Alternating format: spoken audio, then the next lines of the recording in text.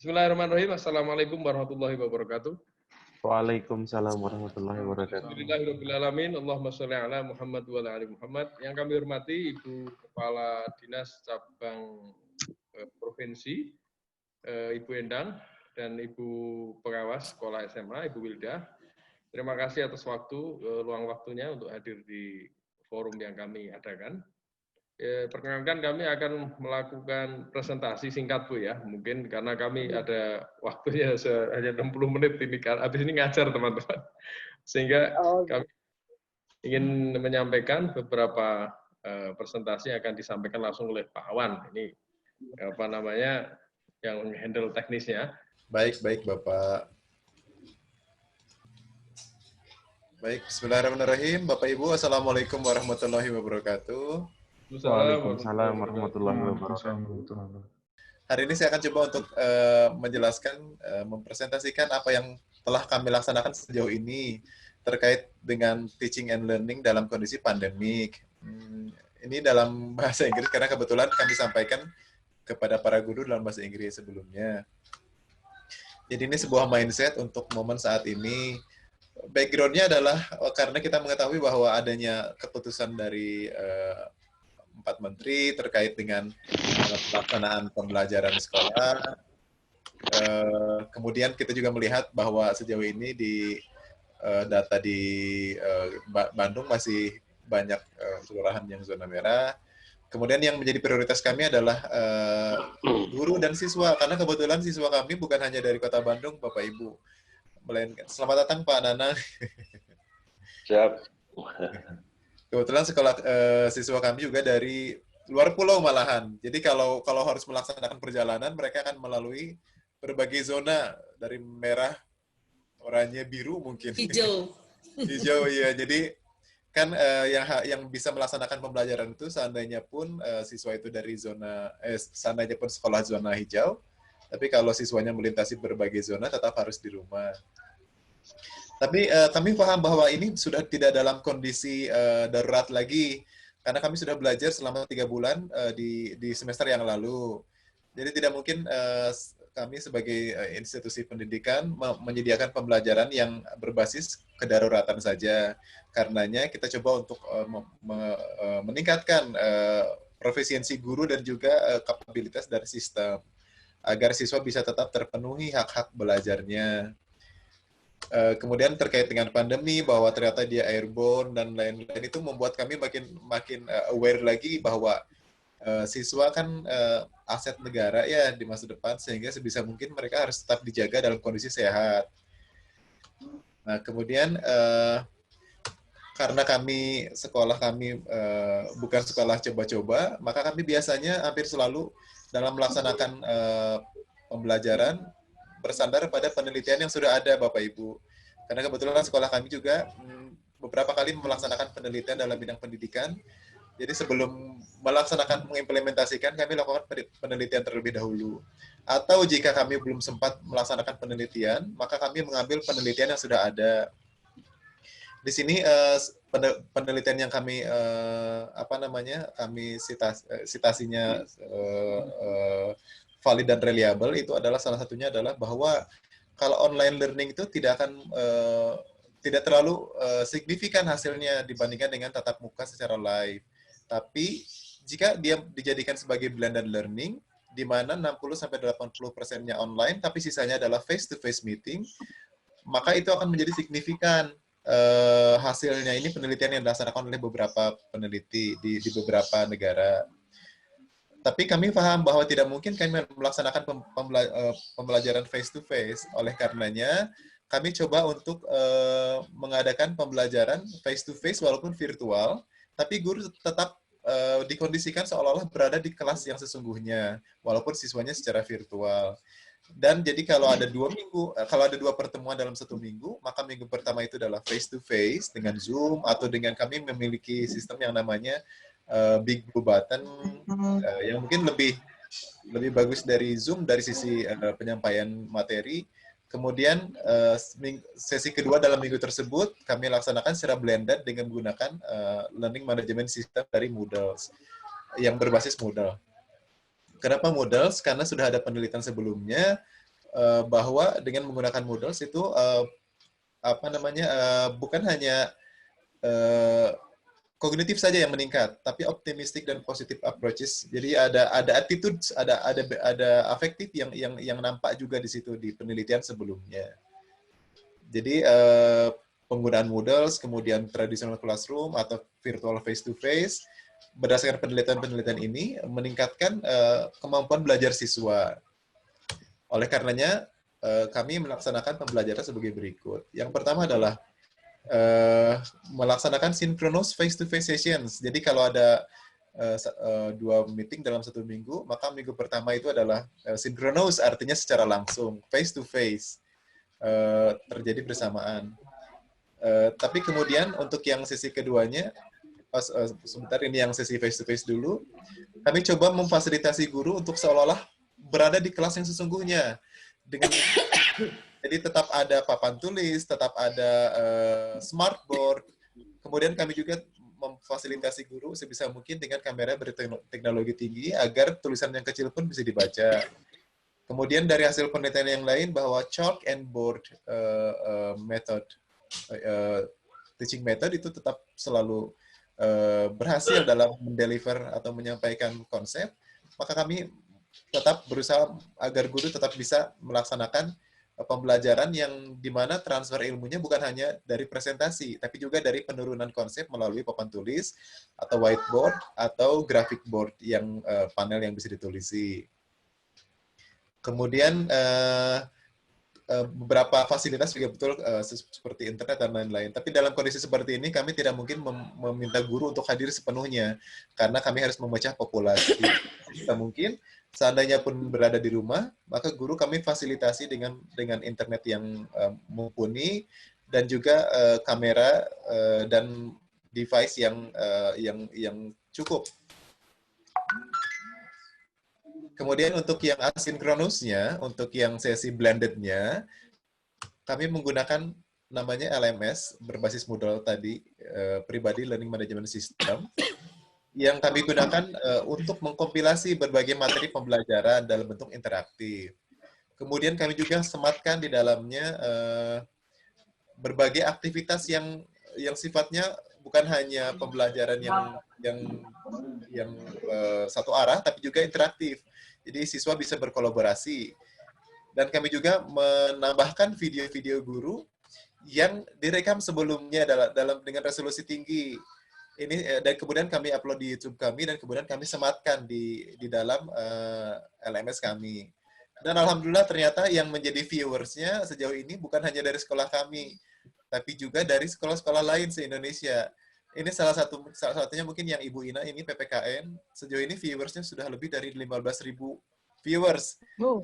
Artinya kami bersyukur ternyata konten yang diakses oleh masyarakat sejauh ini bukan hanya TikTok saja, tapi sejauh ini ternyata konten pendidikan pun menarik buat mereka. Ini buktinya bahwa viewers untuk yang konten PPKN, untuk yang dari sekolah kami, sudah mencapai hampir 16.000 viewers. Jadi ini memang kami open access agar tetap bisa memiliki pengimbasan terhadap sekolah lain. Selain itu juga ini tujuannya untuk mempersonalisasi learning management system kami. Jadi siswa akan tahu persis bahwa gurunya sangat berniat sekali mempersiapkan semua perangkat pembelajaran walaupun dilaksanakan secara blended. Kemudian platform yang kami gunakan adalah yang pertama Edunaf. Ini adalah sistem manajemen informasi sekolah. Mencakup di dalamnya itu ada nilai sekolah, gradebook yang bisa diakses secara langsung. Kemudian ada kehadiran, kemudian ada disiplin, ada red card, green card istilahnya. Kalau siswa yang terlambat atau tidak mengerjakan tugas, mungkin bisa diberi red card sebagai bahan evaluasi bagi siswa itu sendiri. Tapi yang berprestasi, misalnya yang memperhatikan di kelas, yang mengerjakan tugas tepat waktu, kami beri green card. Dan itu bisa diakses oleh orang tua. Termasuk nilai-nilai harian bisa diakses langsung. Dan kemudian yang kedua adalah ini yang salah satu platform utama kami adalah Pribadi LMS. Ini adalah platform di mana siswa bisa mengakses materi pembelajaran yang sudah dikompilasikan. Di dalamnya termasuk konsep-konsep, kemudian ada interaktif konten dan lain-lain. Dan yang ketiga adalah platform untuk tes kami pisahkan Bapak Ibu. Namanya latihan.id. Jadi untuk tes ini fungsinya memang tidak untuk mengintimidasi siswa. Karena di sini kita bisa proktor, dalam hal ini pengawas yaitu para guru, bisa melihat aktivitas siswa karena mereka harus menyalakan webcam. Tapi tujuannya adalah untuk meningkatkan integritas siswa dan memahamkan bahwa dalam kondisi pandemi sekalipun ada sebuah sistem yang meminta mereka untuk tetap disiplin dan tetap jujur dalam mengerjakan soal-soal. Jadi selama tes ini guru bisa melihat, memantau apa yang terjadi di saat pelaksanaan tes. Kemudian jika mereka melakukan hal yang dianggap kecurangan misalnya, maka kita bisa peringatkan. Jadi ini ada perangkat khusus namanya latihan.id. Tapi ini hanya kami implementasikan dalam 2 kesempatan, yaitu UTS dan UAS. Dan sudah dilaksanakan alhamdulillah. Jadi semoga walaupun dalam kondisi pandemi, mereka belajar di rumah, di atas meja, tapi tetap memiliki integritas terhadap perangkat pembelajaran mereka sendiri. Mungkin kami bisa perlihatkan contoh LMS yang kami laksanakan. Bentar saya share screen saja. Screen saya sudah share ya, Pak Arif ya? Sudah, Pak. Oke. Nah, ini adalah pribadi LMS, Bapak Ibu. Ini platform pendidikan kami, e-learning pribadi Balinger Boarding School. Di sini ini halaman pertamanya, di sini ada wall of competitions, karena kami memang menekankan bahwa dalam kondisi pandemi sekalipun, kami menekankan bahwa siswa itu adalah human being yang memiliki fleksibilitas tinggi dalam beradaptasi. Jadi tidak lantas menghalangi mereka untuk tetap berprestasi. Jadi di sini ada mading lomba-lomba, terus kemudian di bawahnya ada course. Kalau kita klik salah satunya, saya contohkan, mungkin ini biologi misalnya. Maka di sini mereka akan melihat yang pertama ada tab perkenalan, ada week 1, week 2, week 3, dan seterusnya. Ini adalah minggu pembelajaran.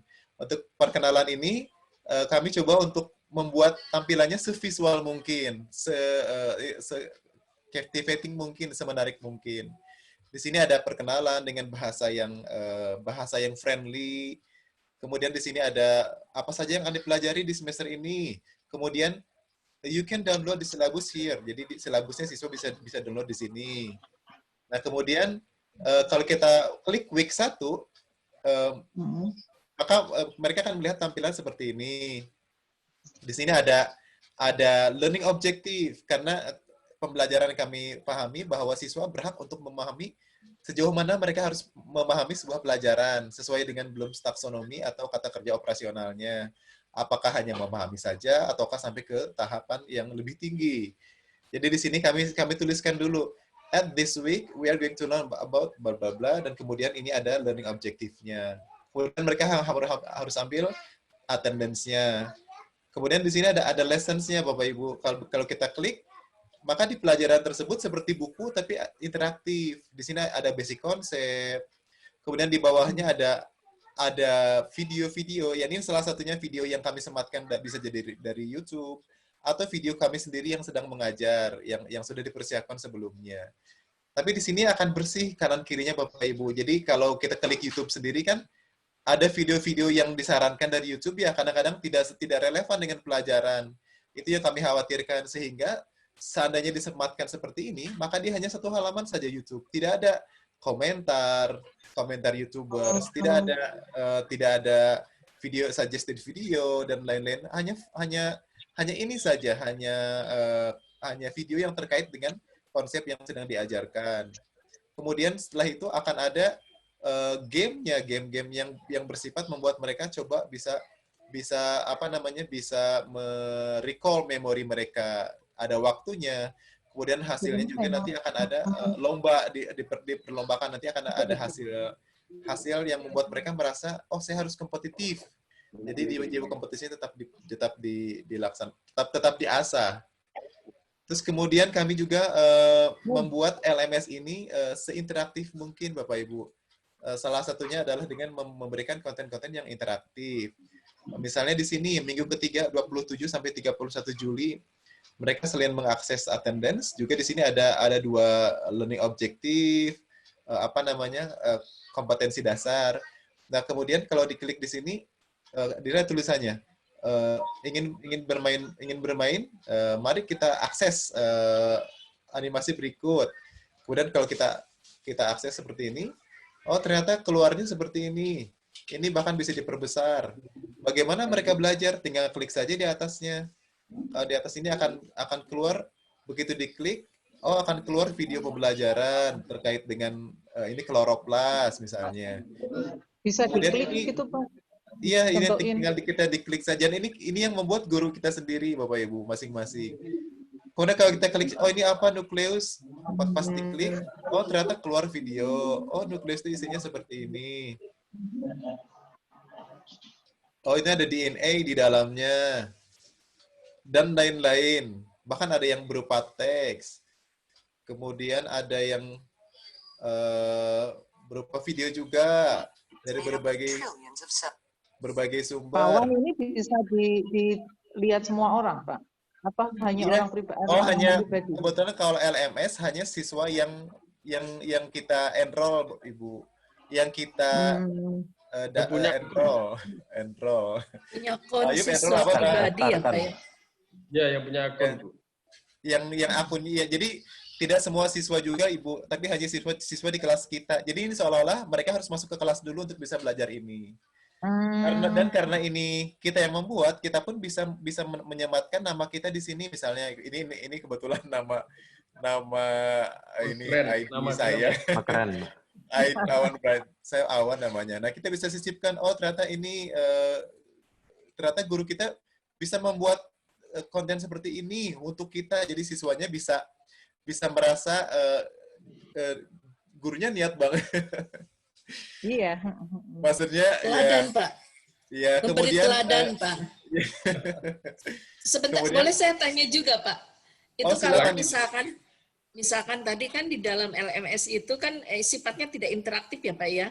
Tapi pada saat misalkan nanti anak melihat video yang Bapak tampilkan di LMS itu, yang ada di LMS itu, kemudian ada pertanyaan, Pak, dia mungkin ingin tahu lebih jauh, ada pertanyaan, apakah itu ada ruang juga nanti untuk menyampaikan pertanyaannya itu sehingga walaupun tidak bisa interaktif langsung, mungkin bisa sampai ke gurunya?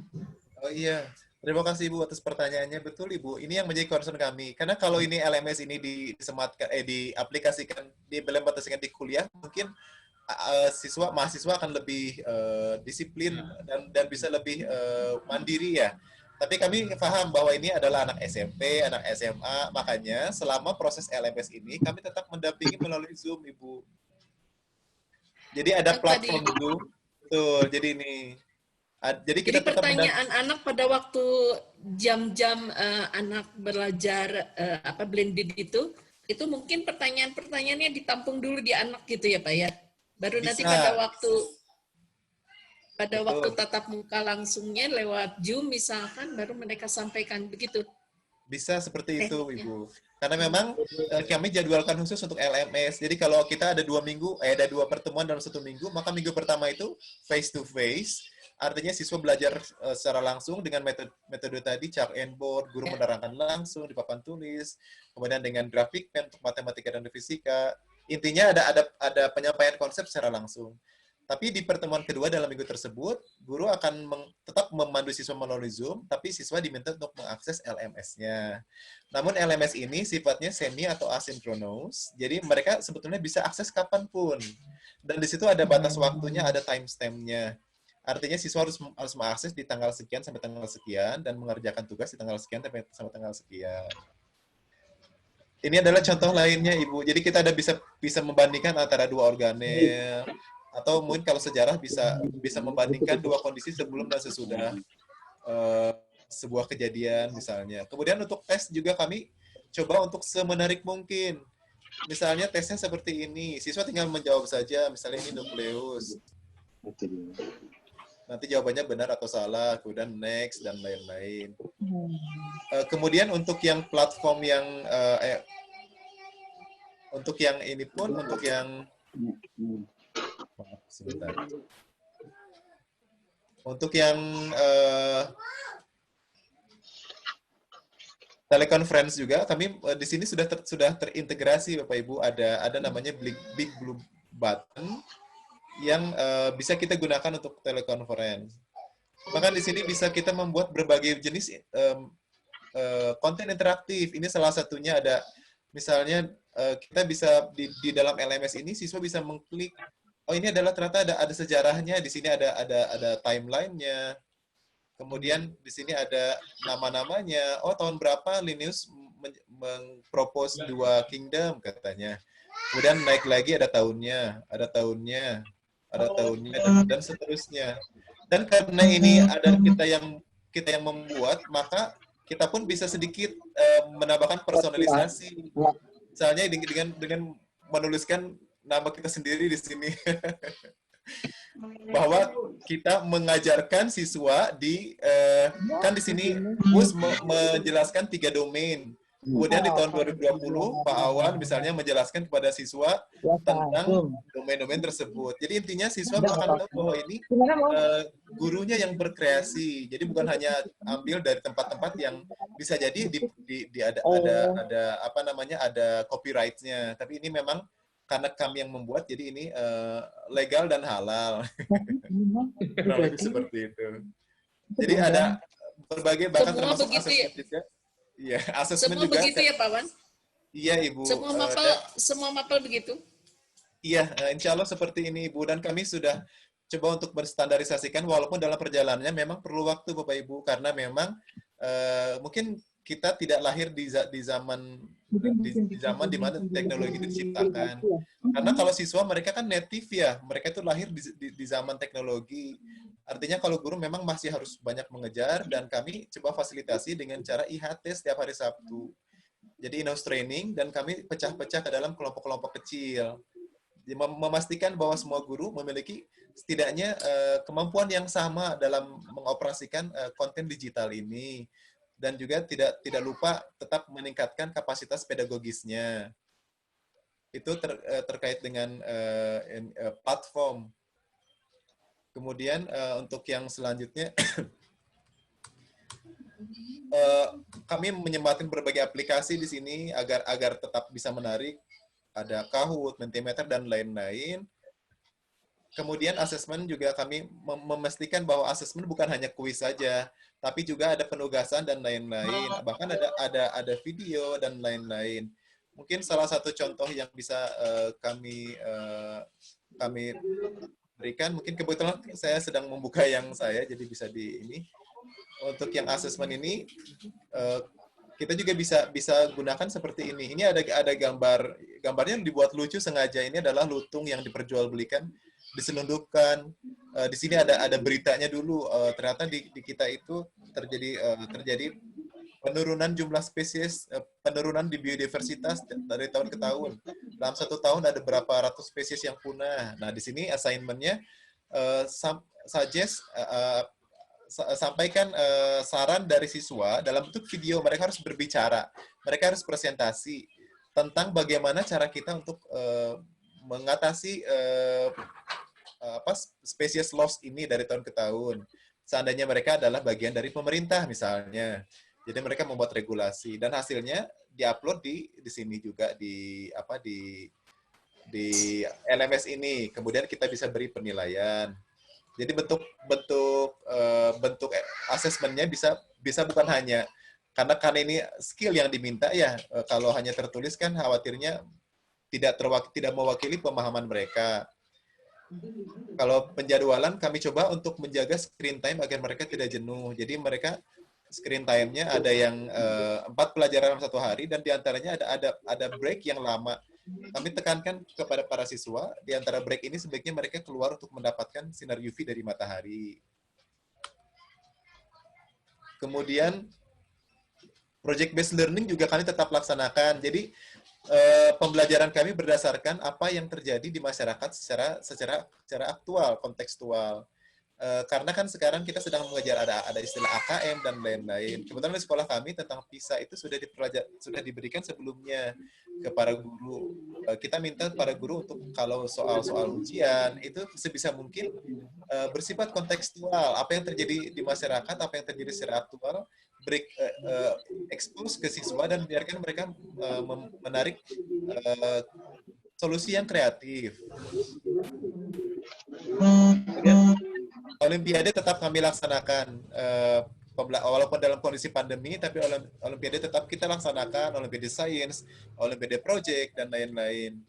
Dan alhamdulillah, walaupun dalam kondisi pandemi, kami masih tetap bisa, alhamdulillah, bersyukur karena siswa tidak kehilangan jiwa kompetitifnya.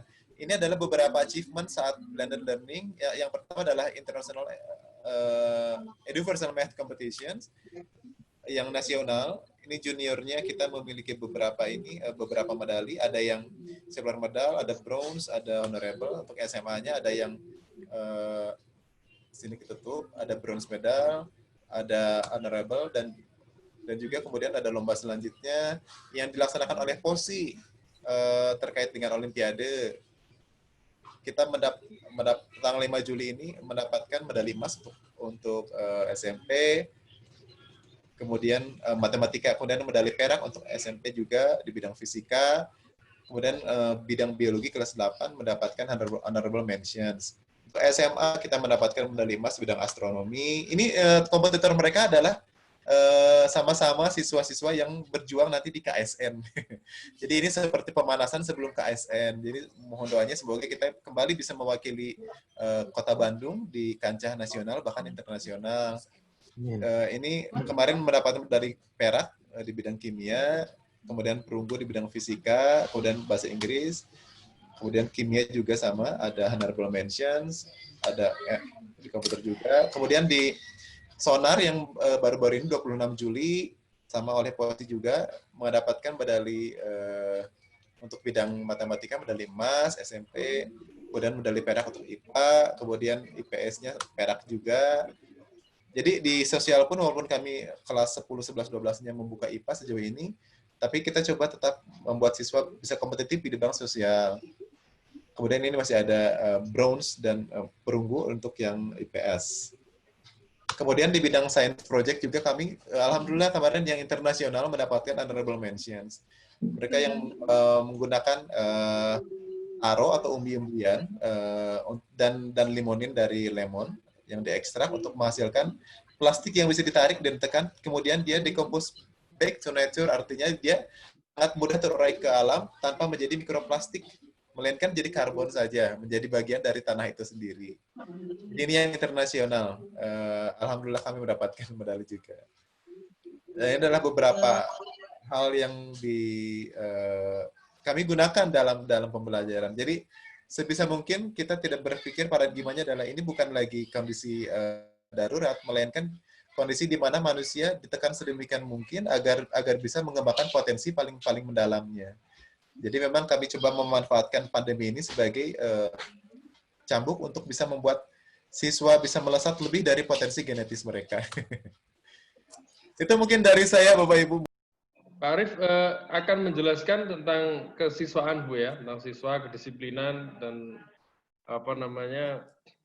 distribusi jam guru segala macamnya. Silakan, Pak Arief.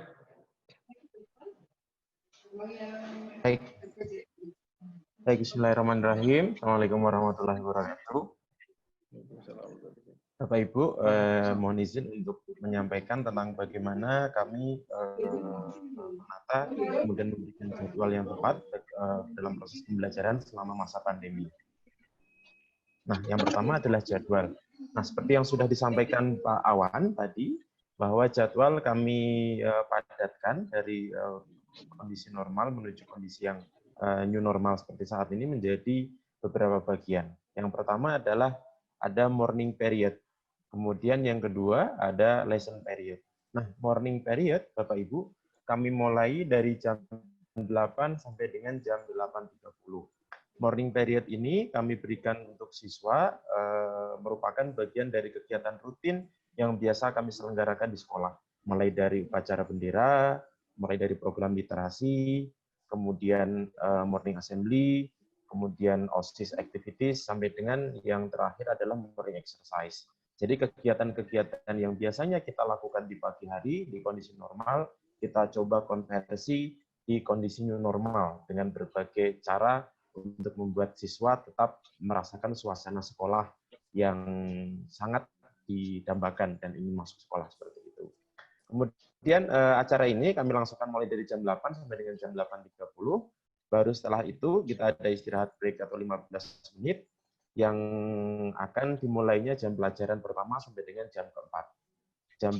Jam pembelajaran setiap harinya selesai sampai dengan jam 13.35.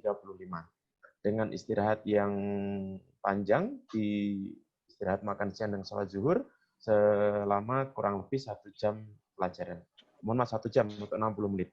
Seperti itu. Kemudian di hari Jumat, karena ada ibadah sholat Jumat, kita istirahatnya lebih panjang, kita tambah sampai dengan 30 menit, yaitu sampai dengan jam 1 siang. Baru selesai istirahat, kemudian pembelajaran berlangsung kembali sampai dengan jam 13.50. Jadi waktu hari Jumat itu waktunya sedikit lebih panjang untuk siswa ada di sesi Zoom. Kemudian untuk lesson periodnya hanya ada 4 period, Bapak Ibu. Di satu periodnya kurang lebih ada 50 menit di setiap jam pelajarannya. Kemudian di jeda itu ada break untuk pergantian jam pelajaran selama 10 menit. Nah, untuk kegiatan paginya, di hari Senin kita ada morning ceremony, jadi upacara bendera yang sudah kita sesuaikan di kondisi seperti ini. Kita menggunakan online. Nanti kalau Bapak Ibu berkenan untuk hadir, misalnya pengen melihat bagaimana proses upacara bendera berlangsung di setiap hari Senin, nanti ke Bapak Kepala Sekolah. Seperti itu. Kemudian yang kedua ada program literasi atau program baca buku yang kita laksanakan di hari Selasa, mulai jam 8 sampai dengan jam 8.30. Kemudian berikutnya ada morning assembly. Morning assembly ini berisi tentang pengumuman achievement yang sudah diperoleh oleh siswa-siswi kita selama 1 minggu terakhir, kemudian informasi-informasi kompetisi dan informasi lain terkait dengan kegiatan sekolah. Kemudian yang kedua, di morning assembly ini juga ada speech yang disampaikan dalam beberapa bahasa. Ada 4 pilihan bahasa yang akan dijadwalkan setiap minggunya bergantian. Ada bahasa Indonesia, ada bahasa Inggris, ada bahasa Turki, dan ada bahasa Arab. Dan yang speech adalah siswa yang sudah didampingi oleh dan disiapkan oleh Bapak Ibu guru dari siswa-siswa terpilih dan terbaik di mata pelajaran masing-masing.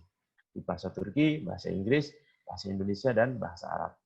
Kemudian di hari Kamis, selain acara OSIS, kita untuk selama 3 minggunya, itu kita ada yang namanya baca tulis Al-Quran.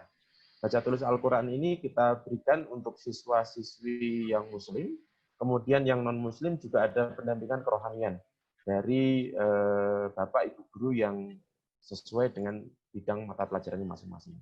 Kebetulan untuk tahun ajaran ini kita ada 2 siswa Kristiani atas nama Tiara dan Jeffrey yang sudah didampingi secara rutin mulai pertemuan pertama oleh Bapak Titus dari guru agama Kristen itu. Jadi siswa-siswi kita yang Muslim BTQ yang lainnya kegiatan kerohanian.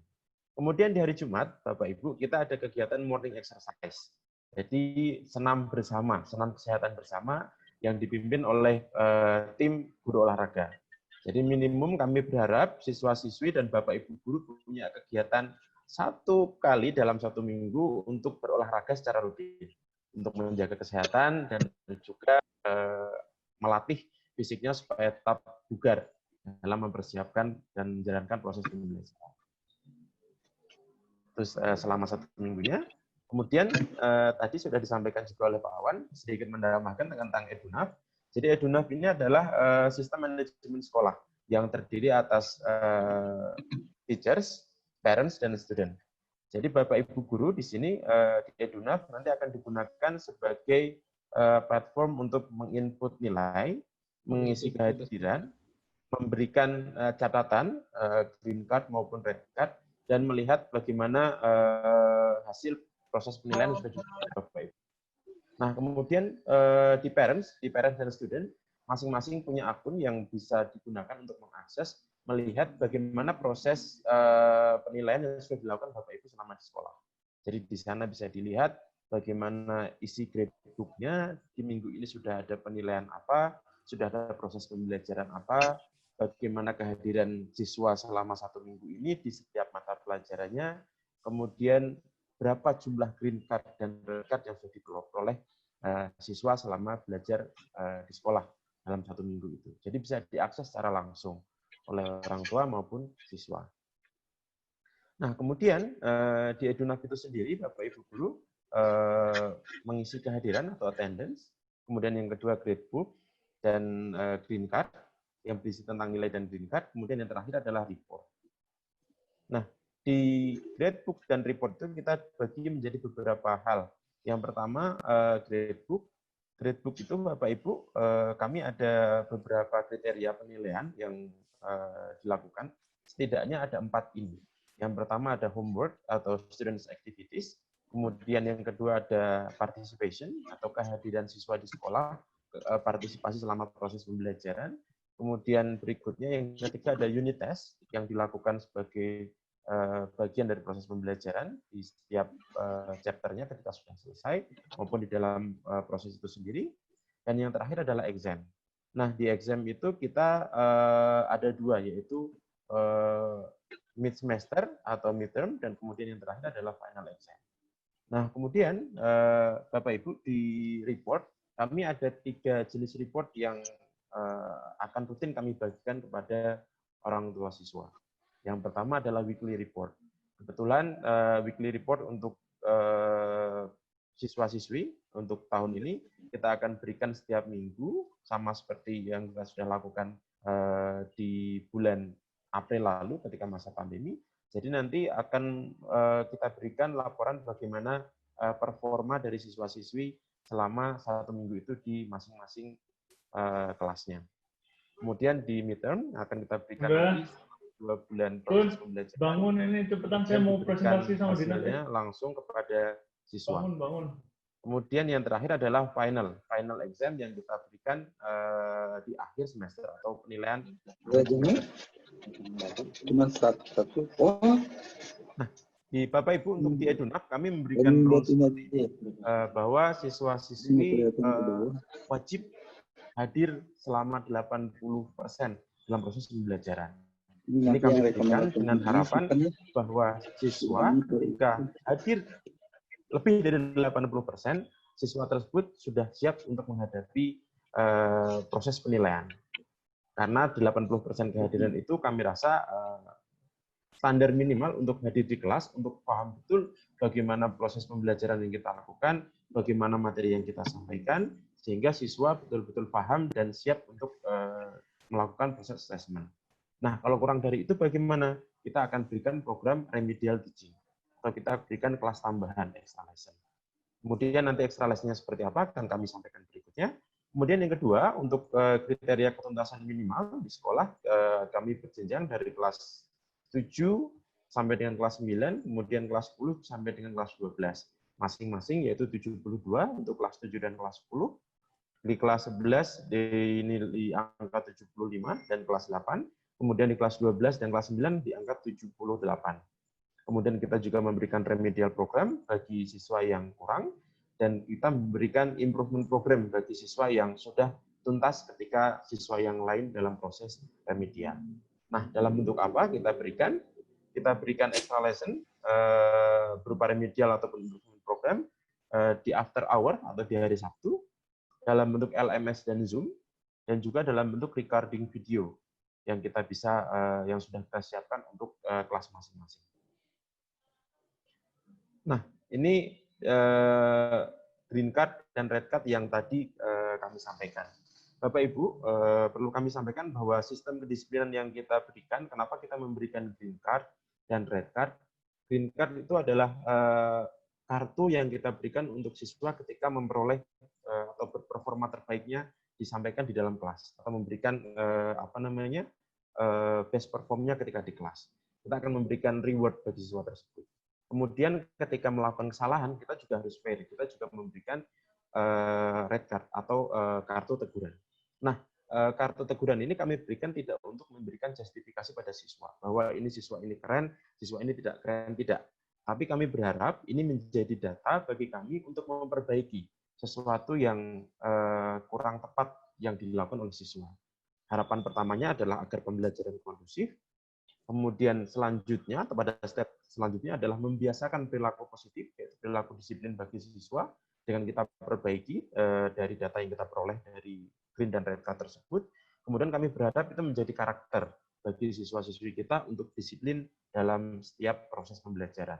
Dan akan dibawa terus nanti ketika sudah dewasa nanti.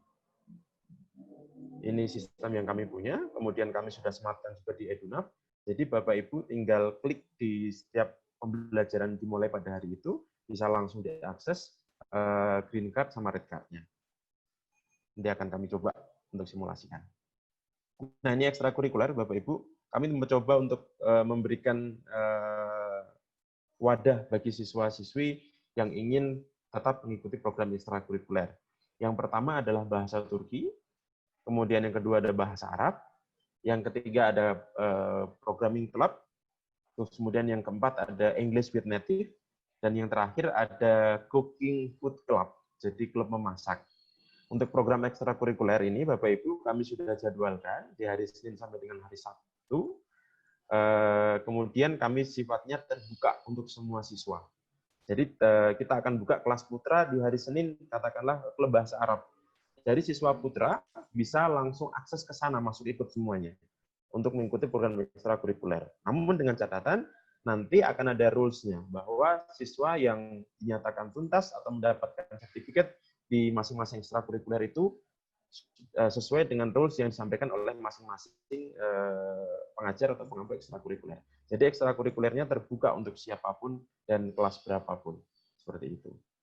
Kemudian berikutnya, sebagai bagian dari upaya kami memberikan hiburan bagi siswa, kemudian di dalam hiburan itu juga ada insert bagaimana tetap berisi konten-konten yang mendidik. Kita ada quiz time. Yang pertama ada social quiz, kemudian yang kedua ada science quiz, yang ketiga ada reading book quiz, dan yang terakhir ada creative content competition. Nah, ini kami selenggarakan setiap hari dan setiap minggunya kuisnya berbeda-beda. Minggu pertama setiap bulannya adalah tentang social science, minggu keduanya tentang sains, minggu ketiganya tentang kuis dari buku yang sudah dibaca di program literasi, dan yang minggu terakhirnya adalah pengumuman untuk creative content competition yang berisi hadiah-hadiah menarik yang kita bisa berikan sebagai apresiasi siswa yang sudah berkompetisi di sana. Jadi hiburan untuk siswa-siswi kita ada di sini. Salah satunya.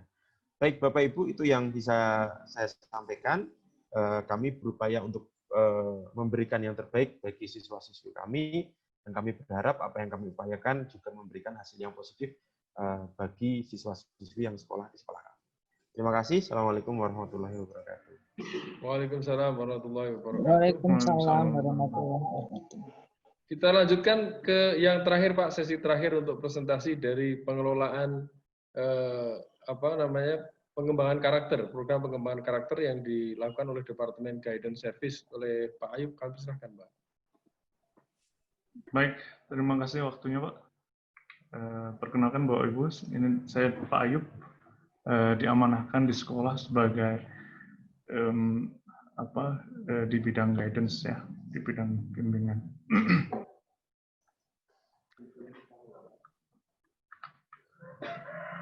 Guidance ini adalah divisi yang merupakan diberikan amanah oleh sekolah untuk membimbing karakter siswa ya. Jadi selain akademik, Pribadi Bandung juga mengutamakan perkembangan karakter siswa yang ini juga merupakan amanah dari kompetensi inti K13 juga, kompetensi sikap spiritual dan sosial.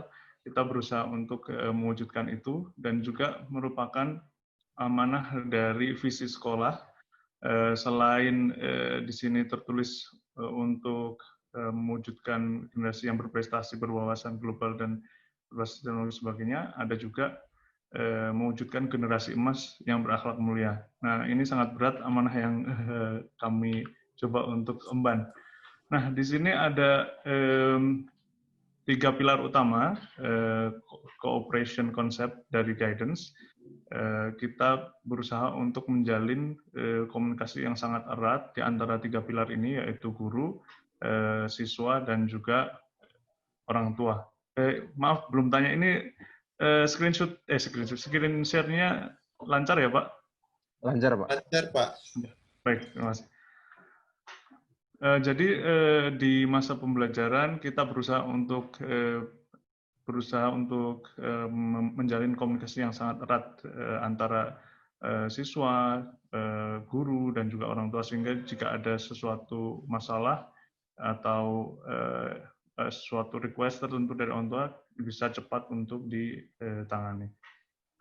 Nah, ini terbagi menjadi 4 bagian subdivisi, yaitu SMP Putra, SMP Putri, SMA Putra, dan SMA Putri. Ada penanggung jawabnya masing-masing. Saya kebetulan berada di SMP Putra. Lalu ada guidance team, Bapak Ibu, yang terdiri dari terutama itu wali kelas.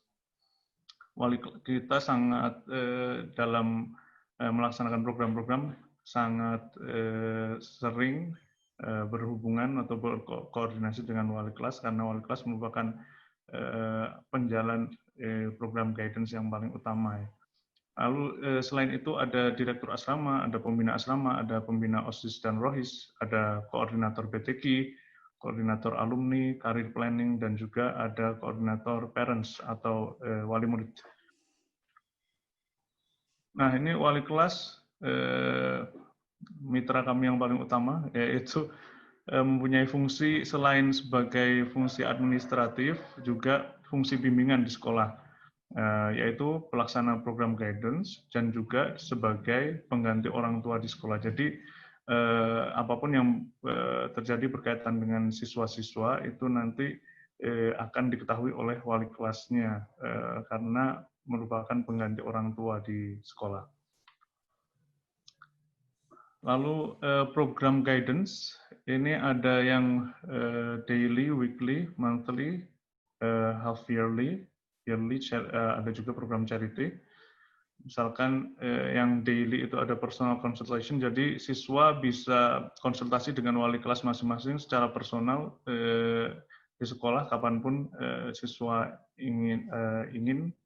Lalu ada yang weekly ini sebagian tadi sudah disinggung oleh Bapak Arief, ya. Nanti kita akan bahas yang weekly terutama lebih dalam lagi. Terus ada monthly itu jadi pertemuan dengan antara siswa dan guru dan wali kelas itu ada 2 macam. Yang pertama yaitu pertemuan yang diinisiasi oleh siswa. Misalkan siswa ingin konsultasi tentang hal tertentu, itu bisa setiap hari. Lalu ada pertemuan yang diinisiasi oleh guru atau wali kelas maksud saya. Jadi wali kelas itu kita motivasi untuk seminimal-minimalnya itu dalam 1 bulan sekali melakukan one-on-one meeting atau personal consultation dengan siswanya. Itu minimal-minimalnya. Tapi dalam aplikasinya kita usahakan untuk 2 minggu sekali semua siswa sudah tercover semuanya. Lalu ada leadership camp 1 semester sekali dan ada home visit. Home visit ini di masa face to face atau di luar pandemi dilaksanakan dengan mengunjungi rumah siswa. Jadi kita punya target kalau yang ada di sekitar Bandung itu 1 semester sekali rumahnya dikunjungi di sini sehingga wali kelas bisa menjalin hubungan lebih dekat dengan orang tua, bisa melaporkan perkembangan siswa, bisa mengetahui background keluarganya lebih dalam, bisa melihat tempat tumbuhnya siswa tersebut di lingkungan yang seperti apa sih gitu. Semuanya bisa dilakukan di home visit ini. Di masa pandemi kita tetap lakukan secara virtual, yaitu dengan menggunakan tools video conference, ya, bisa memakai Zoom, bisa Webex, bisa Google Meet dan sebagainya, bertemu antara wali kelas dan keluarga.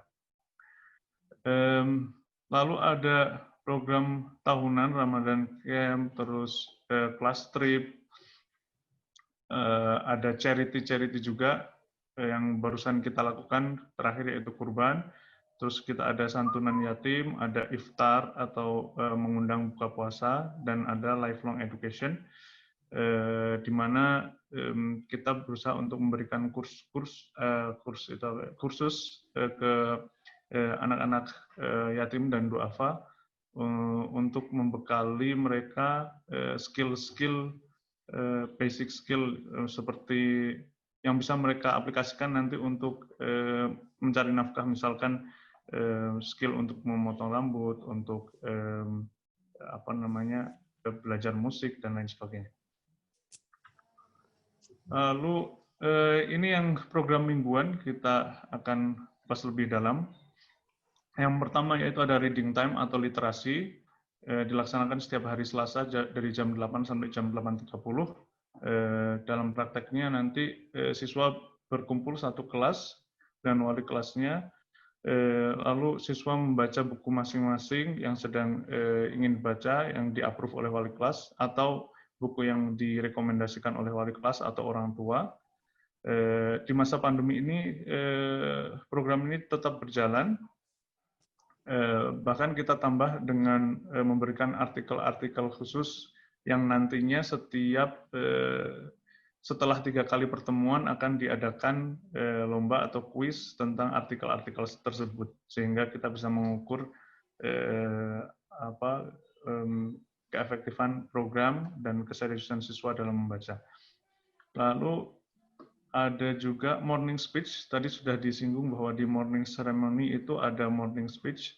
Nah, di sini kita berusaha untuk membangun kepercayaan diri siswa dalam menyampaikan sesuatu di depan umum. Jika di masa face to face itu benar-benar siswa melakukan speech di depan banyak sekali siswa-siswa yang lain dan juga guru-guru. Gitu.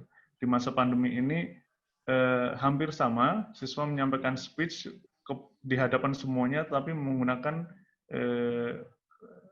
tools video conference ya. Dalam hal ini di sekolah kita menggunakan Zoom. Speech yang dilakukan ada bahasa Indonesia, bahasa Inggris, bahasa Arab, dan bahasa Turki. Dilakukan pada hari Rabu dari jam 8 sampai 8.30. Lalu ada BTQ untuk meningkatkan kemampuan membaca Al-Quran siswa. Dalam BTQ ini kita bagi menjadi 5 level.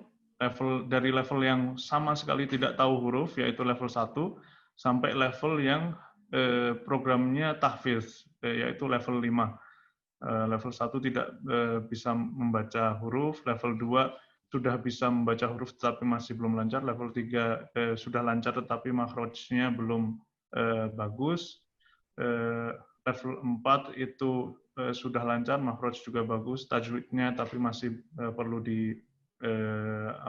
evaluasi, dan juga level 5 yang sudah lancar dan ingin melanjutkan untuk hafalan atau tahfidz. Dilakukan pada hari Kamis jam 8 sampai jam 8.30. Lalu ada guidance hour atau jam guidance. Jam ini terintegrasi dengan jam belajar mengajar di sekolah, jadi jadi seperti pelajaran gitu. Salah satu pelajaran yang ada di Pribadi Bandung yaitu ada guidance. Di sini dibahas tentang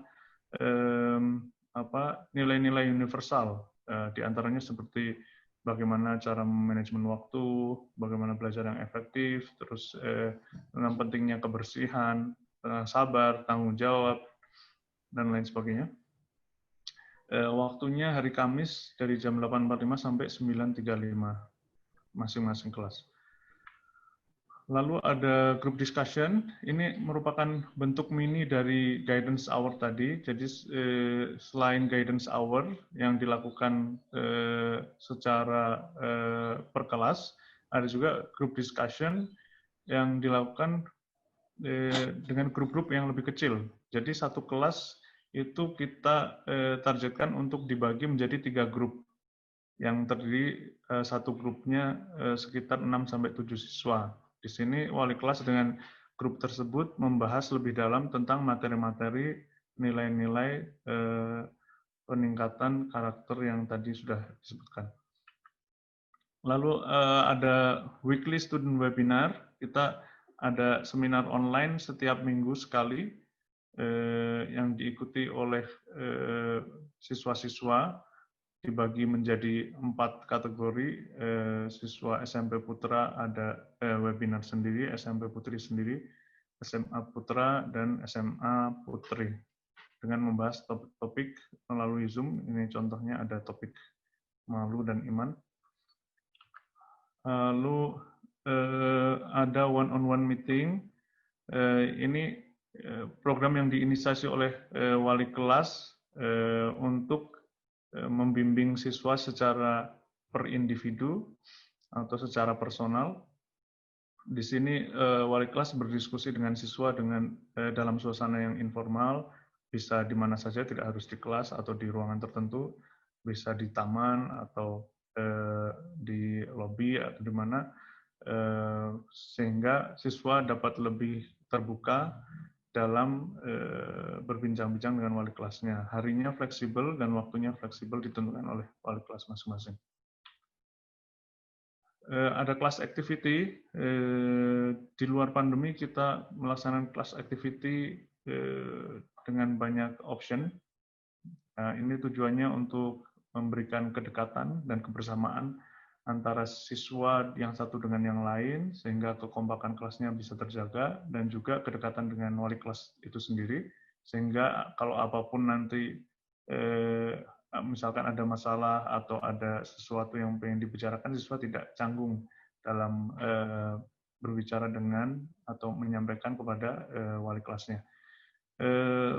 Aktivitinya diantaranya bisa barbecue bareng atau masak bareng atau di sini makan bareng atau pergi ke museum bareng, sangat beragam. Di pandemi ini akan tetap dilaksanakan.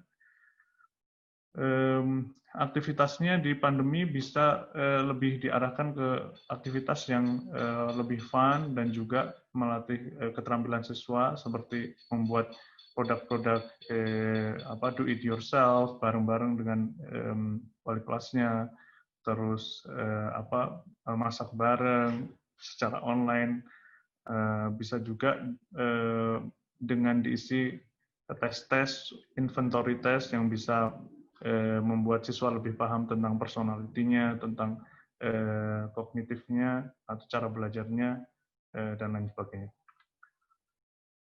Lalu ada program-program yang lain, tadi sudah disinggung, ini saya next saja. Di asrama pun program masih tetap berlanjut. Di asrama ini kita dibantu dengan direktur asrama dan pembina asrama. Pembina asrama juga melakukan one-on-one communication dengan siswa. Jadi tetap nanti ada yang ditelepon oleh pembinanya atau video call. Nah, di situ pembinanya bisa menanyakan tentang beberapa hal, misalkan tentang belajarnya di rumah seminggu berapa jam, terus tentang ibadahnya, tentang baca bukunya, dan lain-lain. Juga asrama mengadakan kompetisi-kompetisi online untuk memberikan refreshment kepada siswa agar tidak terlalu jenuh.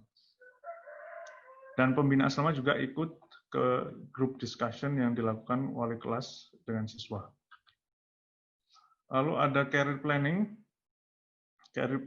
Divisi career planning ini membantu siswa untuk mengenali minat bakatnya, untuk mengenali personalitinya, sehingga nanti dalam merencanakan jenjang kedepannya bisa lebih sesuai dengan karakteristik pribadinya.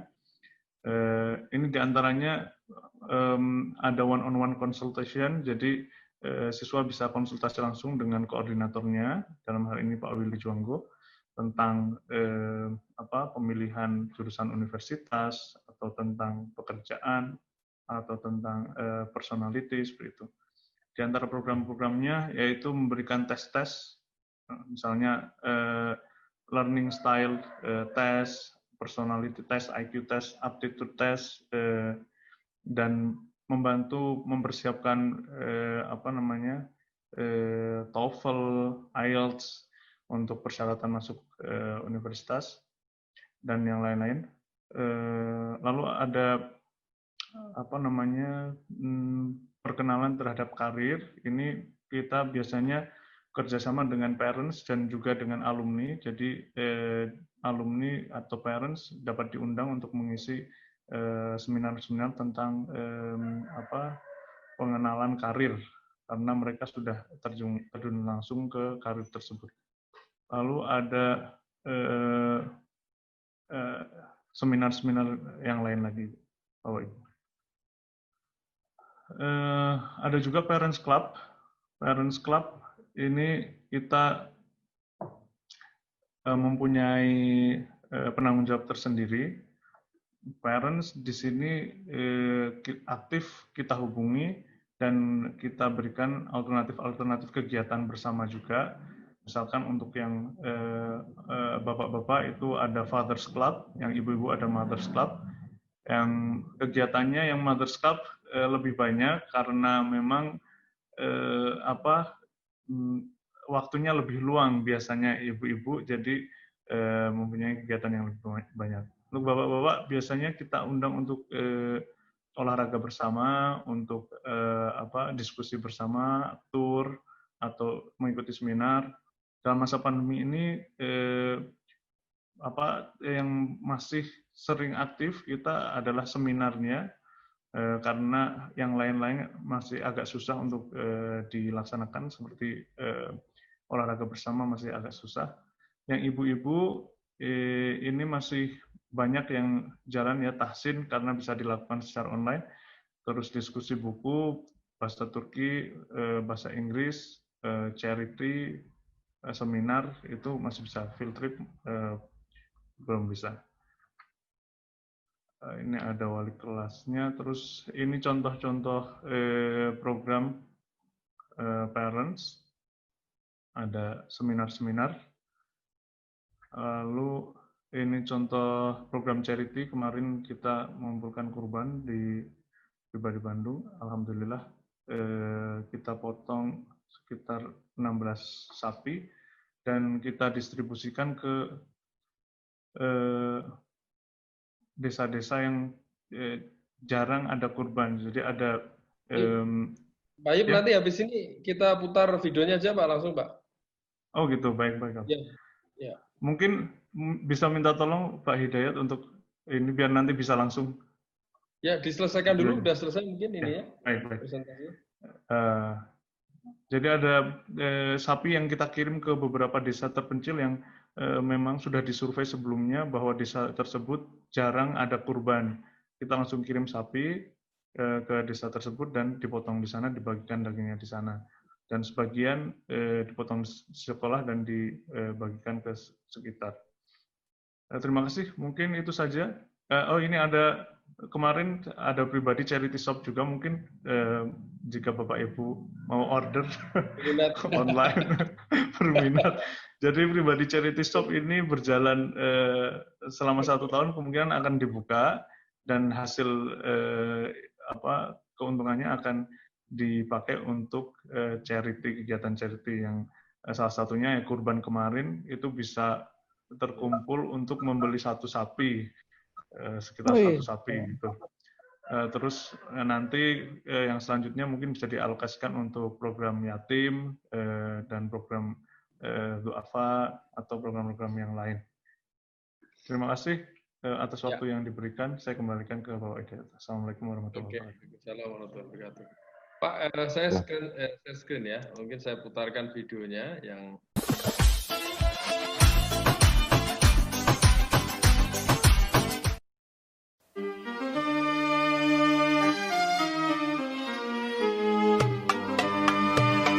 Allahu Akbar, la ilaha illallah, wallahu akbar, Allahu Akbar, walillahil hamd. Assalamualaikum warahmatullahi wabarakatuh.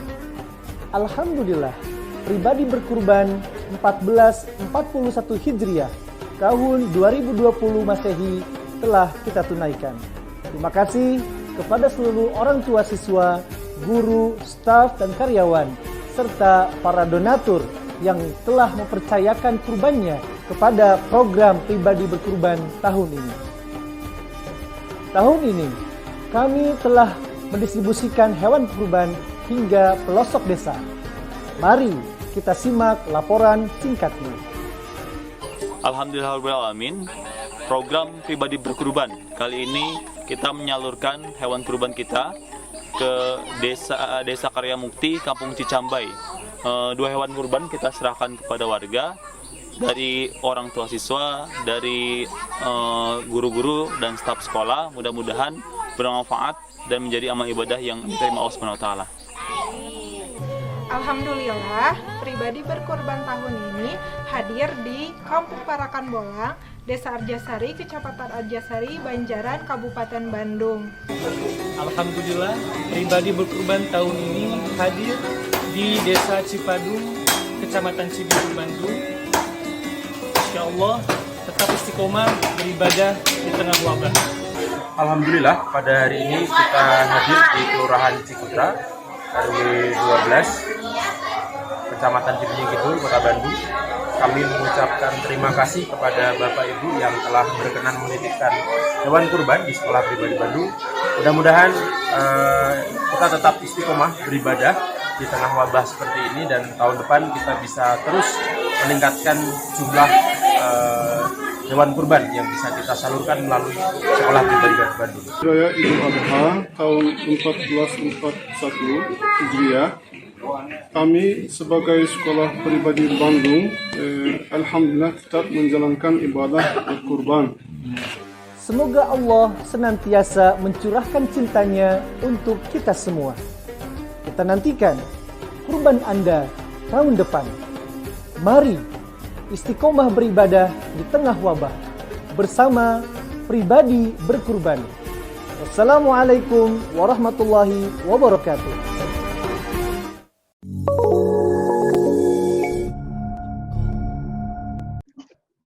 Ya, itu teman-teman kreatif jadi. Keren banget. Ya, Bapak Ibu silahkan kalau mungkin ada yang mau disampaikan. Oh ya, saya mau sampaikan, saya sudah kerja pagi-pagi tadi. Saya mau sampaikan ini salah satu contoh untuk ekstrakurikuler. Videonya dibuat dulu, kemudian nanti ada coaching gitu. Ini kebetulan, mohon maaf ini narsis ya. Halo, apa kabar anak-anakku sekalian? Semoga kalian sehat selalu di rumah. Pembelajaran online tetap jalan dan adaptasi yang bagus ya. Kali ini kita akan tetap menyelenggarakan kegiatan ekstrakurikuler buat kalian semua, sehingga bisa refreshing gitu ya, bisa cari kesibukan yang lain atau cari sesuatu yang lain yang beda daripada kegiatan rutinitas akademik yang kita lakukan sehari-hari. Kali ini banyak sekali pilihan ekstrakurikuler yang kalian bisa ikuti. Yang pertama ada programming, ya kan, coding, ada juga cooking club, ada juga foreign language optional ya, bisa dipilih, ada bahasa Arab, ada bahasa Turki, dan juga buat kalian yang baru di kelas 7 dan kelas 10 ada native speaker untuk matrikulasi berbahasa Inggris kalian supaya lebih bagus lagi. Oke, kali ini di hari Sabtu yang cerah kita hadir dengan cooking club. Nah, sekarang Pak Hidayat perdana untuk memulai acara ekstrakurikuler buat kita semua. Perlu saya sampaikan, ekstrakurikuler ini sebenarnya untuk cooking club ya, khususnya bisa diisi oleh siapa saja. Bisa guru, bisa bapak-bapak dari staff, atau mungkin dari orang tua siswa juga boleh, atau dari kalian, siswa-siswa yang mungkin pernah punya pengalaman memasak di rumah, pernah mempraktekkan resep-resep rahasia keluarga. Boleh kalian praktekkan, nanti kirim ke kami, nanti kami akan tayangkan, dan mungkin kalian yang akan menjadi pembawa acara atau yang akan mempresentasikan kegiatan cooking club di hari Sabtu nanti.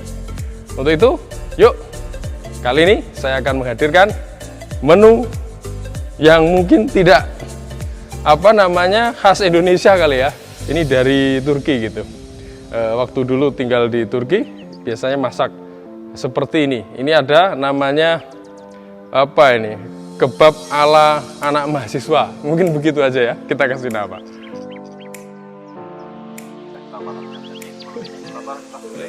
Pertama kali. Baikku itu sekilas. Itu sekilas, itu nekat, namanya bodoh nekat. Ya, saya harapkan nanti, harapan kami guru-guru juga akan mencoba di rumah, di sekolah juga untuk shooting dan memberikan sharing resepnya. Nanti Bu Wilda kalau berkenan boleh loh, Bu. Masak. Baik, silakan Bapak Ibu, mau ada pertanyaan barangkali bisa kita. Oke. Aku dulu ya, Pak Kepala. Jadi luar biasa, 1 jam berapa menit ya? 1 jam 23 menit kita bersama, tapi nggak terasa ya. Karena memang yang disajikan adalah sesuatu yang luar biasa ini. Jadi di masa pandemi ini kita tidak boleh berkumpul, tetapi tetap kita harus menghadirkan anak-anak yang ada di rumah ya, tetap mereka mendapatkan haknya sebagai untuk mendapatkan haknya untuk pendidikan. Nah, di sini di pribadi ini memang prinsip dari PDR sekarang ini kan kesehatan, keselamatan peserta didik dan juga warga di sekolah menjadi utama, tetapi juga hak mendapatkan pendidikan itu juga jangan terabaikan. Nah, kalau saya lihat tadi dari awal sampai akhir tadi, memang sepertinya semua materi pembelajaran yang biasa dilaksanakan di pribadi ini tetap semuanya dilaksanakan, hanya dengan kondisi yang berbeda. Kondisi sudah masuk ke dalam bagaimana kita menerapkan di kondisi yang new normal ini. Saya tadi agak terpana, benar nggak itu hasil karya dari guru-guru? Jangan-jangan ini beli ini, gitu. Nggak tahu ini kepala ini beli atau gimana ini. Semua karena memang luar biasa ya. Mulai dari bagaimana ada tadi kalau nggak salah ada Edunaf ya. Di dalam Edunaf itu di dalamnya ada kayak LMS, ada latihan untuk IT, latihan IT juga ada. Kemudian bagaimana kita dengan Edunaf ini berkomunikasi antara siswa, kemudian guru, dan juga kemudian orang tua. Nah, inilah yang kemudian akan menjadi titik kritisnya, di mana sekarang ini kan orang tua sebenarnya pada bingung ya. Pada bingung, benar nggak anakku sekolah? Tetapi kalau saya lihat dari pribadi ini, di mana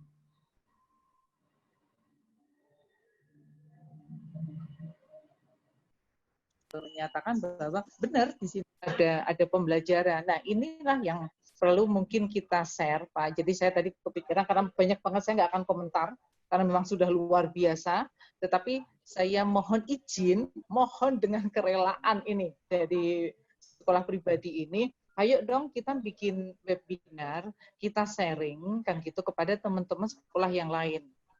1,5 jam nggak kerasa loh Pak. Saya hanya lihatin, saya dari tadi nggak beranjak dari tempat karena takut kalau ketinggalan kan gitu. Jadi saya mohon kita membuat webinar bagaimana kemudian pribadi tadi yang seperti Pak Ayib, Pak Arif dan Pak Awan untuk menyampaikan program-programnya supaya apa? Supaya sekolah lain itu juga kayak gini dan mudah-mudahan juga mereka sudah kayak gini. Untuk yang belum, nah kita bisa ngasih tahu ini loh anak-anak yang sekarang lagi terpuruk ya. 3 bulan yang lalu mereka sudah melakukan pembelajaran ada di rumah. Sekarang ini sepertinya juga akan sampai dengan di Januari. Pembelajaran akan dilakukan secara tatap muka sekitar di Januari, walaupun sekarang memang Pak Gubernur sudah memberikan sinyal tentang sekolah-sekolah yang ada di zona hijau untuk membuka. Tetapi alhamdulillah Bandung, Cimahi itu masih orange kan gitu. Dan tadi malam kalau Bapak dan Ibu mengikuti wawancara lah ya di TV One, di situ ada Pak Wakil Gubernur, kemudian ada dari Ketua Dokter Anak ya, Dokter Anak, mereka dengan menyatakan tegas tidak setuju Jawa Barat membuka pembelajaran secara tatap muka karena data yang mereka punya itu memang belum waktunya. Gitu. Nah, untuk itu saya sangat apresiasi kepada pribadi yang sudah menghadirkan pembelajaran persis seperti yang dilakukan pada saat kondisi normal. Tadi ada disampaikan bagaimana komunitas orang tua ya, komunitas orang tua supaya masuk di situ ada aktivitas-aktivitas orang tua yang mungkin yang nanti bisa dicontoh oleh sekolah-sekolah yang lain. Jadi pada prinsipnya Pak, sangat luar biasa, apresiasi yang luar biasa kepada guru-gurunya. Atau mungkin karena guru-gurunya pada muda-muda ya, saya curiganya itu sih. Iya, Bu. Kreativitasnya itu terus sampai bikin.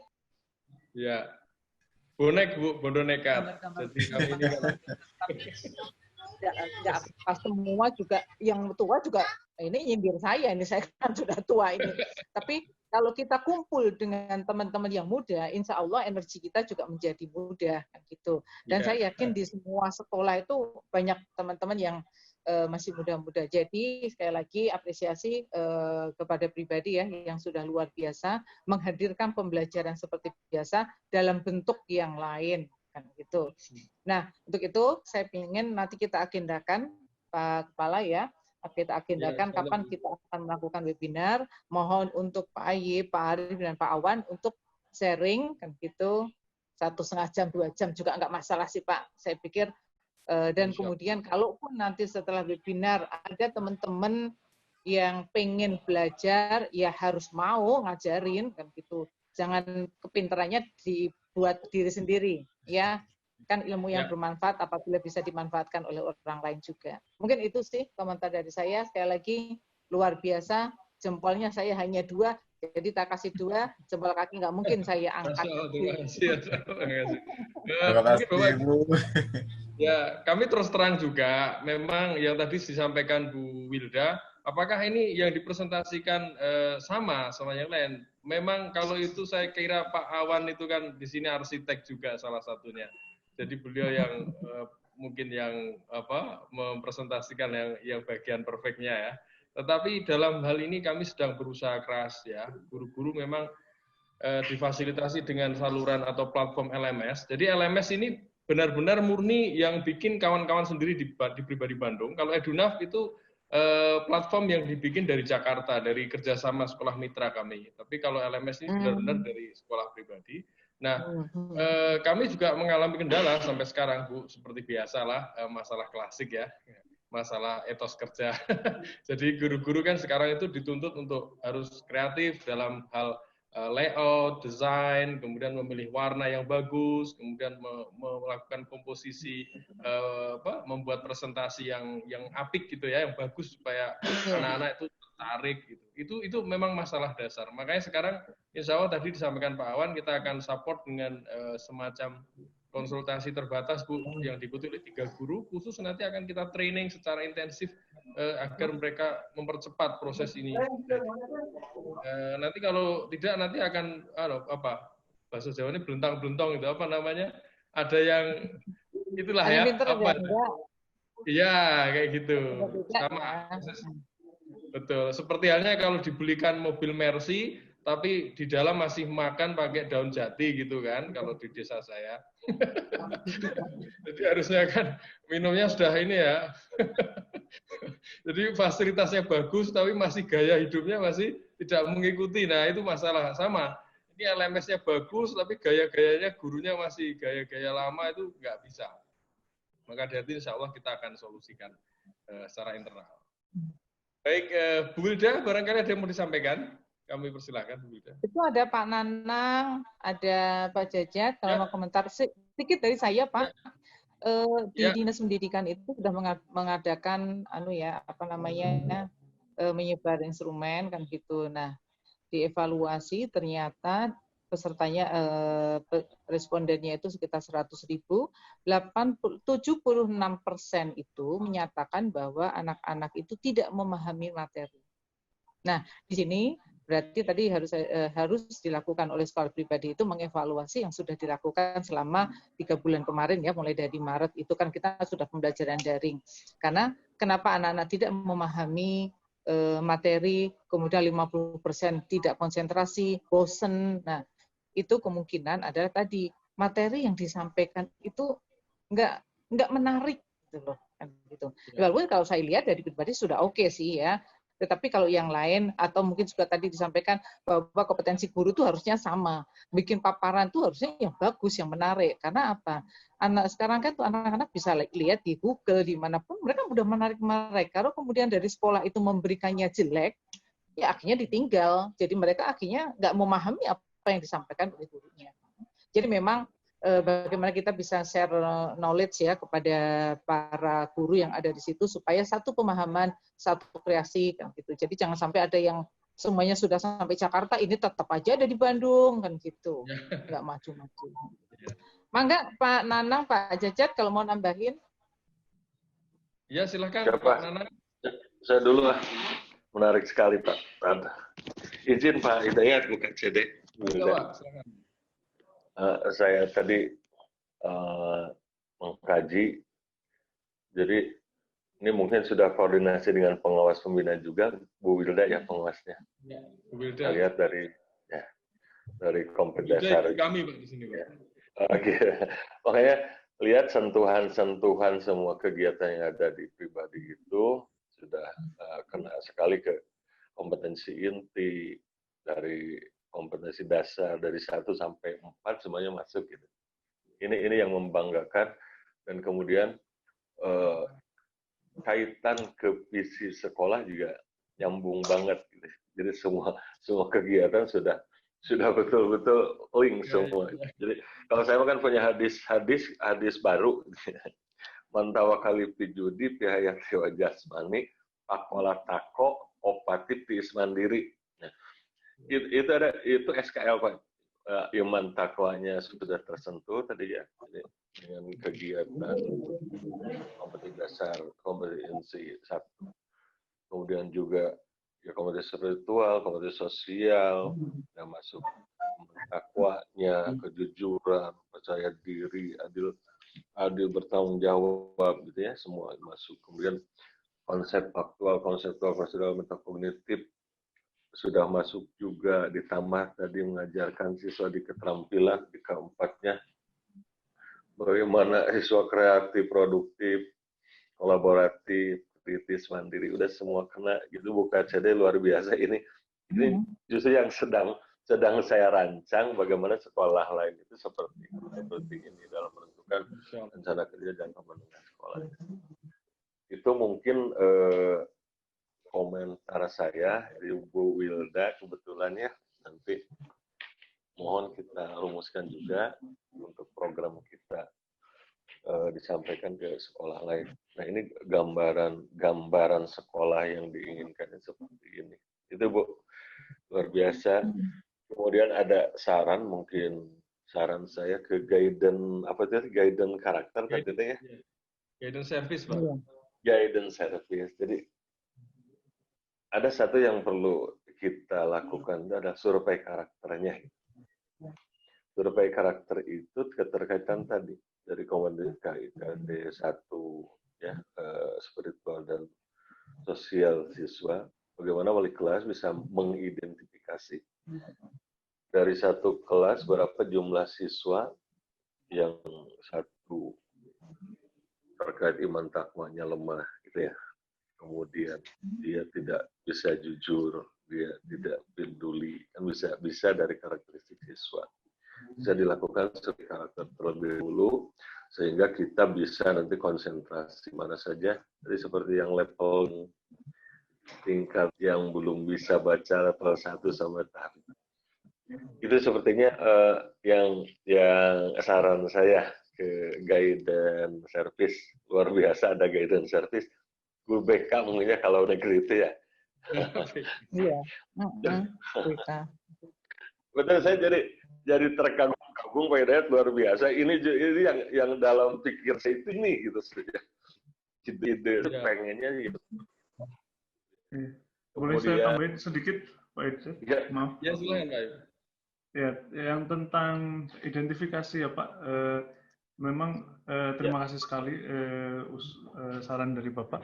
Kita berusaha memang saat ini untuk bisa melakukan dengan optimal hal tersebut. Salah satu usaha kami yaitu dengan group discussion tadi Pak.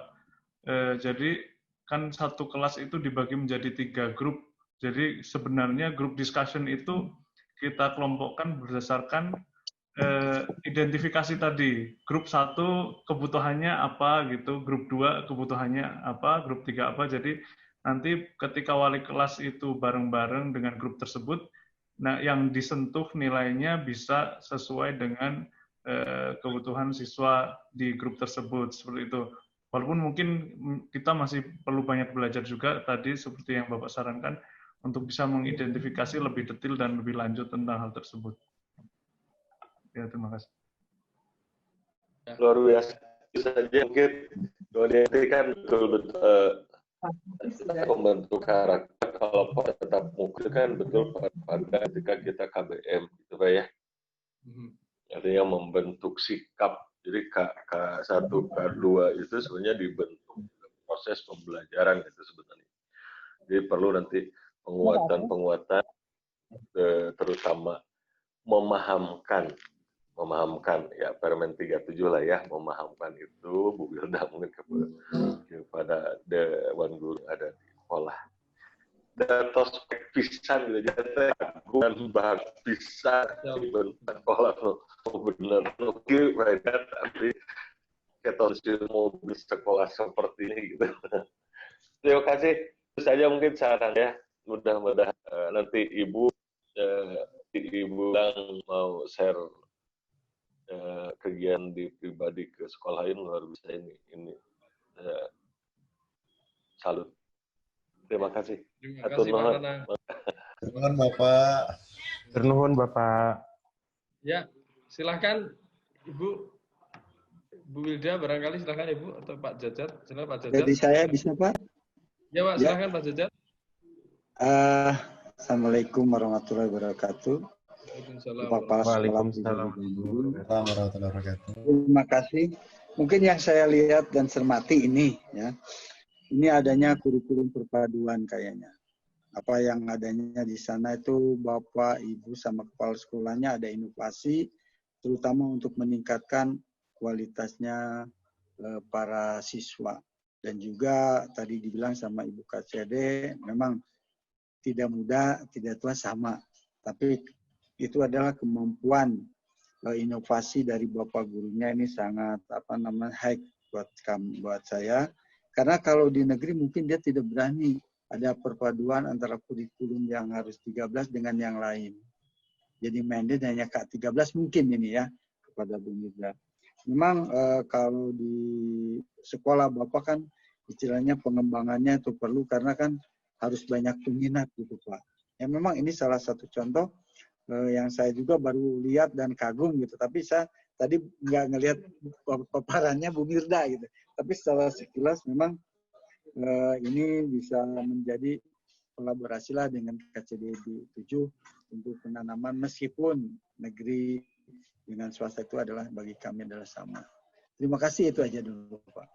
Terima kasih Pak Jajat. Terima kasih. Bu Wilda terakhir Bu Wilda, monggo Bu Wilda. So, unmute dulu Bu, speakernya Bu. Di unmute ya.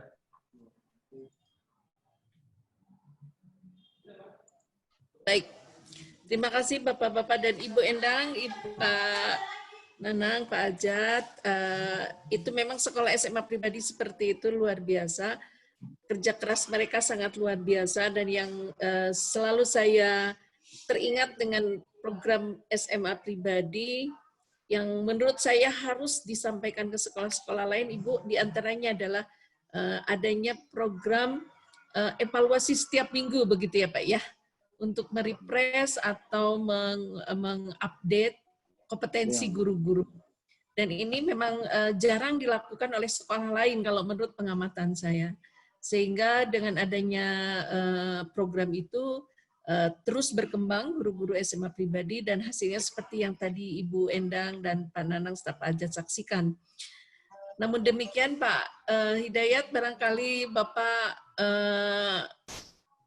kami kagum pada kerja tim Bapak, tapi saya berharap kita tidak usah dulu berpuas hati ya, supaya betul, Bu. Masih banyak PR.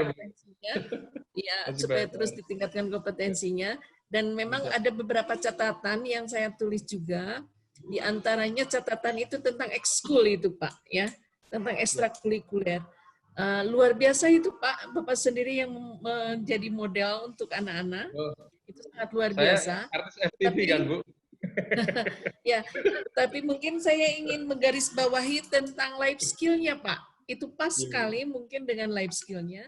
tetapi mungkin pilihan-pilihan ekstrakurikuler yang lainnya itu mungkin harus diarahkan oleh sekolah itu ke pengembangan life skill-nya, sehingga bermanfaat, akan sangat bermanfaat untuk mereka. Dan walaupun mereka mungkin mengerjakannya di rumah gitu ya, dan oleh Bapak kemudian difasilitasi lewat media LMS atau lewat media-media lain untuk anak-anak ya, sehingga itu menjadi kebanggaan anak-anak itu yang menurut saya sangat luar biasa, karena anak kan inginnya selalu tunjuk diri ya Pak ya, apalagi kalau mereka punya kebolehan yang menurut mereka di atas rata-rata, ya kemudian mereka bisa kita fasilitasi untuk itu sangat luar biasa. Nah itu Pak, mungkin contoh yang lainnya yang mungkin kita harus share ke sekolah yang lain, karena beberapa sekolah ekstrakurikuler ini mandek Pak, agak mandek, karena memang mungkin terkait waktu juga, terkait kuota, banyak hal di situ Pak ya, yang terlibat gitu, sehingga memungkinkan program itu agak sedikit sulit untuk dikembangkan. Selanjutnya ini mengenai service guidance itu Pak. Ada pelayanan mingguan ya Pak ya, di situ ada pelayanan mingguan tadi ya. Nah pelayanan mingguan ini langsung ke orang tua atau gimana Pak itu? Laporan mingguan atau gimana tadi itu? Ada beberapa program, saya langsung jawab ya Pak Hidayat. Ya silakan. Ya. Jadi ada beberapa program memang Ibu yang ditujukannya targetnya berbeda-beda, ada yang untuk siswa dan ada yang untuk orang tua gitu. Jadi sendiri-sendiri. Untuk yang per minggu untuk siswanya ada, diantaranya tadi yang sudah kita bahas, yang program morning, ada BTQ, ada morning speech, ada reading. Terus di luar itu yang waktunya fleksibel, ada personal consultation, ada one-on-one meeting, terus ada group discussion antara wali kelas dengan siswa. Lalu di jam pelajaran ada memang jam pembimbingan karakter tersendiri yang kita sebut dengan guidance hour gitu. Itu memang semuanya per minggu. Ada juga seminar webinar tentang karakter yang diikuti per jenjang, yaitu misalkan siswa SMP, semua SMP, SMA, semua SMP, itu juga per minggu seperti itu. Untuk yang program orang tua, itu kita mempunyai penanggung jawab tersendiri namanya Parents Coordinator. Untuk yang putra namanya Fathers Club, yang putri Mothers Club. Dan mereka punya program tersendiri. Misalkan Fathers Club itu ada di masa pandemi ini karena sangat terbatas pilihan programnya, ada seminar Fathers Club, seminar parents setiap minggu juga itu ada. Jadi parents bisa mengikuti. Tapi maksud saya kan sekarang itu Pak, untuk membangun kerjasama dengan orang tua itu sangat penting sekali di masa pandemi itu. Jadi pembelajaran antara orang tua, siswa dan guru itu menjadi harus dimunculkan terus begitu. Nah, lewat program-program yang disampaikan oleh Bapak tadi, itu juga melibatkan produk-produk di kelas gitu Pak, hasil-hasil anak-anak di kelas disampaikan juga ke orang tua begitu Pak. Unmute, please. Pak Ayub, unmute please. Pak Ayub.